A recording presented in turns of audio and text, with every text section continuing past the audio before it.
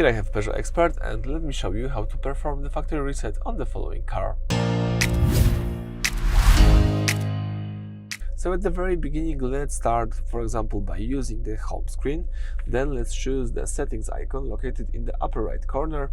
Then from the following view, all you need to do is select System Configuration, the first option right here.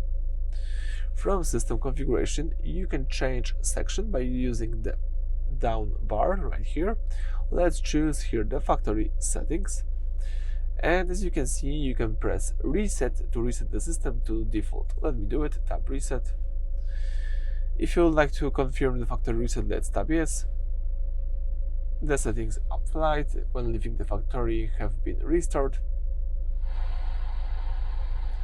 And as you can see, everything is working. The system is reset. Now, if you, for example, tap the radio, you will need to adjust the radio. That's it for this video. Thank you for watching. Please subscribe to our channel and leave a thumbs up.